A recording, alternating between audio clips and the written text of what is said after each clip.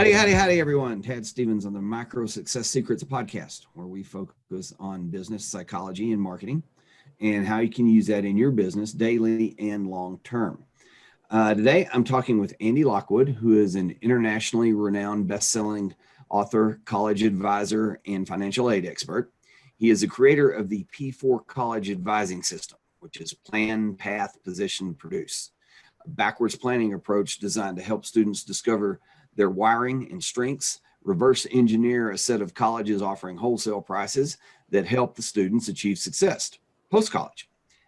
He is a member of the National Collegiate Advocacy Group and the National Association for College Admissions Counseling. He received his BA from Wesleyan, where he was on the not played for basketball team, and St. John's Law School. Andy, how you doing? And if you would, take a minute and say hi and let me know anything I might have missed.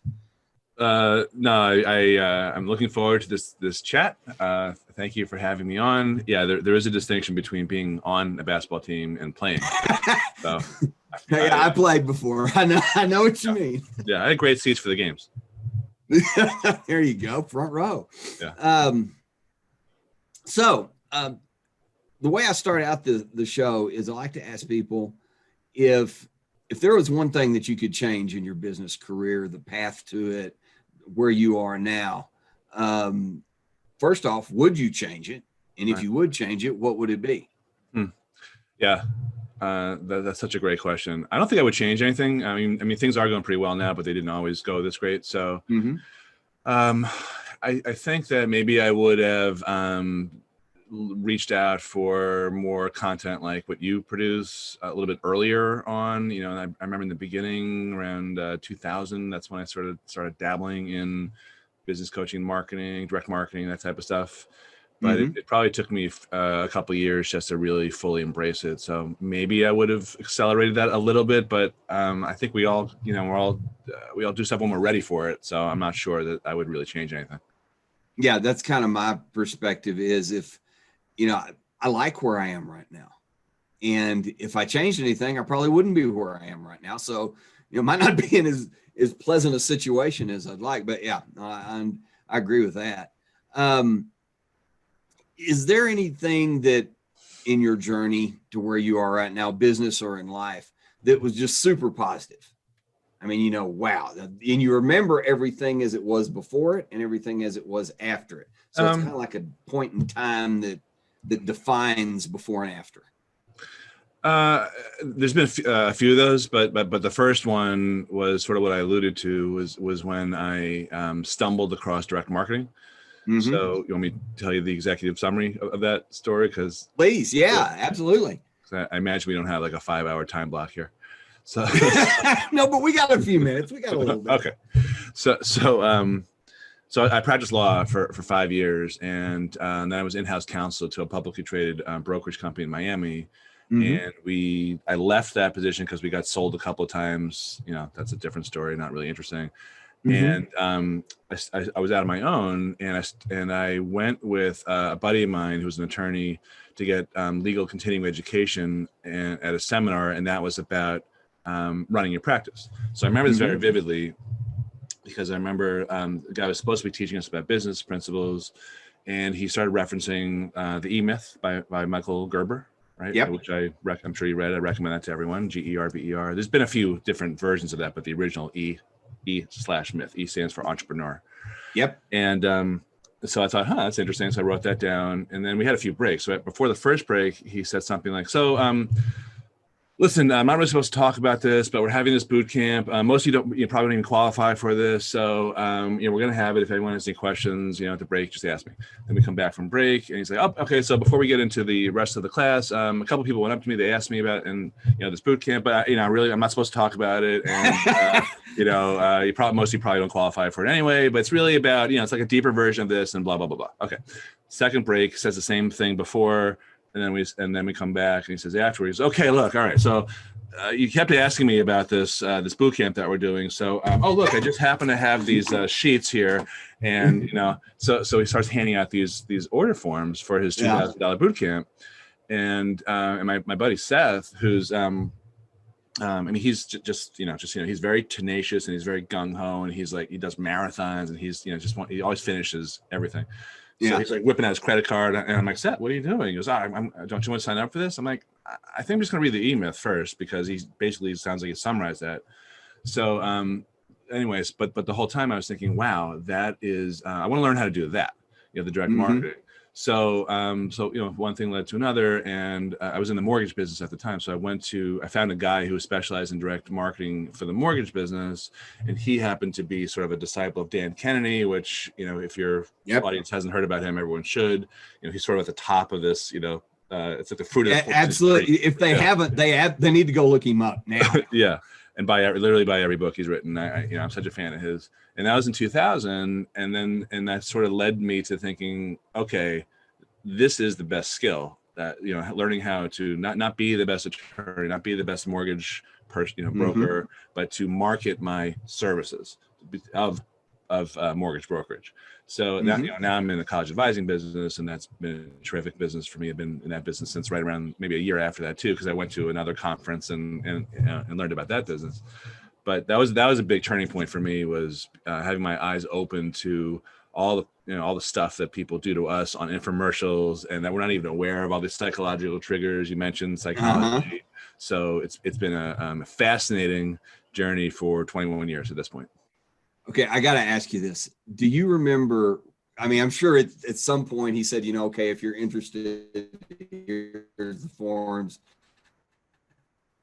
I don't know if they had a back of the room in that one, but do you have any idea what percentage of his audience might have signed up? Because I got a point. I want to make a point in just a second, and I'm curious. It was a small room. There were about 10 or 11 of us in there, and I would say at least half filled out the forms. Okay. So he probably made like 10 grand, just from that. And then I know my friend Seth, he continued on to do coaching, where he was in a group coaching program with like maybe 10 or 12 people. And it was over like a 6-month period. And by the time he finished, he was literally the only one, because he's very tenacious and he always finishes what he starts. So he got a lot out of it. But I think a lot of people, I'm not sure what happened to them. Reason I ask, because I have a similar turning point. It's spooky. It was a bigger room. There was probably, 600-700 people in the room. And it was a guy selling real estate fix and flips for apartment buildings. And, he was kind of like a step up of the fix and flip offers that you'd seek that come through your town back then. And I remember I think he was selling a $2,500 or $3,000 package. And when the point got to it, literally half the room got up and went to the back of the table. Yeah. And I did some quick math, and I thought, this dude just made $1 million. And I thought, yeah, that's what I want to do. That's what I want to know how to do. So it's funny, because it's similar. I mean, it's a different niche, different size rooms, but it's the same basic approach. It sounds like pretty much the same result. Yeah, I mean, it's all the same stuff. The guy who made $1 million, he probably, he might have spent more than that to get people in the room. Oh yeah. Oh no, for sure. It was fascinating to watch. I mean, I think all of us sit in these rooms and we look around, we try to figure out the gross, but we don't really know what the net is. Yeah, no, we don't. But I mean, I saw that. I thought, yeah, that's a skill. Like you said, that's a skill I need to know, and quickly. So switch gears a little bit. Well, I'm sorry. And by the way, I'm sorry, all through my education, undergraduate at a pretty decent, hard to get into college and law school and all that, I never came across anything like that. And I was like, where was this? I mean, I wish I had studied all this stuff instead of not wasting my money on, 6 figures of tuition in law school and undergrad. But, and that's why I said in the beginning that I wish I had come across, content like what you put out a lot earlier. Mm-hmm. Yeah, no, I agree. I wish I had too, because I went to undergrad, grad school, got degrees in technical subjects like computers, accounting, economics, stuff like that. Used it very well. I mean, did very well consulting for several years. But when I found this, I was just, oh man, that's what I want to do, So anyway, and this is kind of switching gears. The next one I was talking about or wanted to ask you about is, you've done a lot of stuff, and a lot of stuff kind of like you alluded to, it's not taught. So you had to come up with it. You had to find it on your own. You had to research it on your own. You had to, there were programs out there. Yeah, for sure. But you got to pick them and you got to go through this and training, like your buddy who, finished it, was the only one that finished it.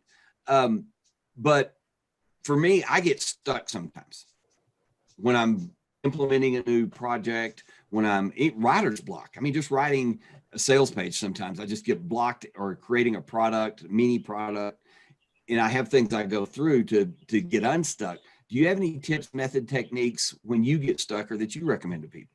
Absolutely, because not only do I have the same issues myself, but I also work one-on-one with a lot of kids who write essays to get into college, and we have the same types of discussions. So this is going to sound kind of silly, and arbitrary, but the best thing that always helps me get unstuck. So I don't have writer's block anymore.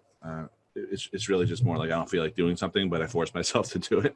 So I write a newsletter every month. I've written 4 books. I write emails probably 3 to 5 times a week. The best thing that I do is, and I got this from some other information marketer. Take out my phone. I set it for 33 minutes and 33 seconds. Don't ask me why. Probably because somebody else did. And I block everything else out. No emails, no calls, no kids, no, you name it. And all I'm doing is focusing on whatever it is I have to work on. So if it's writing something, I have that block uninterrupted.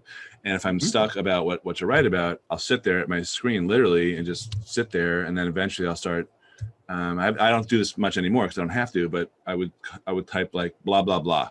And then I would start, my subconscious would be like, well, that's stupid. Why don't you actually, you got 20 minutes left. Why don't you write something else?